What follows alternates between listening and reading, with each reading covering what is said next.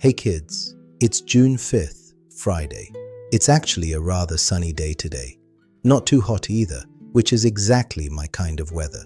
The birds are singing outside, and everything feels a bit calmer and more relaxed. I've been traveling quite a bit over the last couple of days, and the next 2 weeks will probably be busy as well, with back-to-back trips and a lot of city hopping. It'll be satisfying, I'm sure, but exhausting too. Today, I want to talk about making decisions. It's a huge topic, and there are many aspects I'd like to discuss with you over time. For now, I just want to touch on a few ideas at a high level, because when you think about it, the quality of our lives depends largely on the decisions we make, the way we act, the way we think, the way we respond to whatever situations life puts in front of us.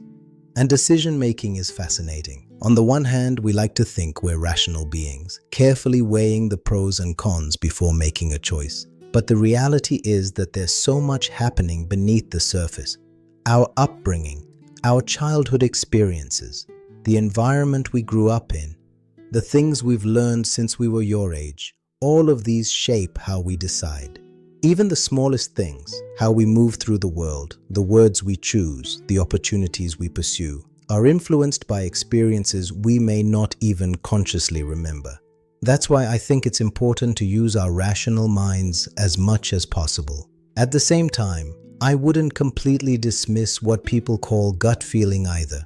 Sometimes that quiet inner voice is simply your brain processing patterns you've encountered before without you consciously realizing it. So both matter. Reason matters, intuition matters. Learning when to listen to each is a skill that takes time to develop. Now, one thing I want you to remember is this: decision-making consumes energy, even when you don't notice it. Every decision requires some amount of mental effort. So my first piece of advice is this: be mindful of how much energy you spend on different decisions. If you're choosing what to eat from a menu, don't spend 20 minutes analyzing every option. If you're deciding what to wear, simplify the process. Don't waste precious mental energy on decisions that are unlikely to have a meaningful impact on your life. Of course, small decisions can occasionally snowball into big consequences, so I'm not suggesting you become careless. I'm simply saying, be intentional about where you invest your attention. Some decisions deserve 5 seconds, others deserve 5 months, and that brings me to the next point. Some decisions truly are more important than others. The person you choose to spend your life with, the people you surround yourself with, the company you work for, the partners you choose, both in life and in work. These decisions can shape years, sometimes decades, of your life. And for those decisions, I have a simple piece of advice. Make important decisions when you're happy, or at least when you're calm. Don't make life-changing decisions when you're angry. Don't make them when you're heartbroken. Don't make them when you're overwhelmed by fear. When emotions are running high, take a step back. Sleep on it. Literally, I found that some of my best decisions came after giving myself time and distance, and some of my worst decisions came from trying to escape discomfort as quickly as possible. Sometimes people jump into relationships because they're lonely. Sometimes they accept a new job simply because they're frustrated with their current one. Sometimes they act just to stop feeling bad. But relief isn't always the same thing as wisdom. So take your time. Act from a place of clarity whenever you can. Now, here's another idea that has helped me tremendously. I hope that throughout your lives you'll have options, beautiful options, different paths you could take. Because having options is a blessing, but it can also be overwhelming. Sometimes having too many good choices can leave you completely paralyzed. I've experienced that many times myself, and one approach that has helped me is this. Instead of focusing only on what you want, spend some time thinking about what you don't want.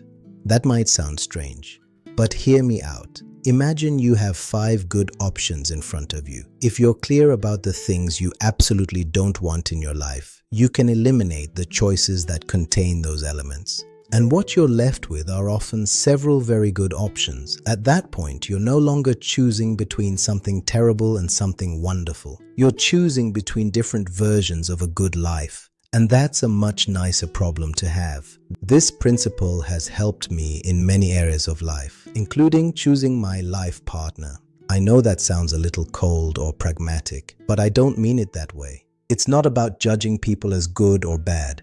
It's about knowing yourself and choosing accordingly. And by the way, self-awareness is another topic we'll definitely explore together.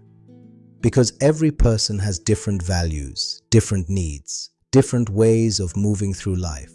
What works beautifully for one person may not work for another. Understanding who you are and what is truly important to you helps you make choices that align with the life you want to build.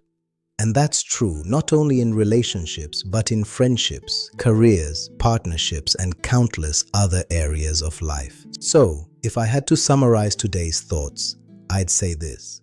Be mindful of how much energy you spend making decisions. Recognize that some decisions matter far more than others.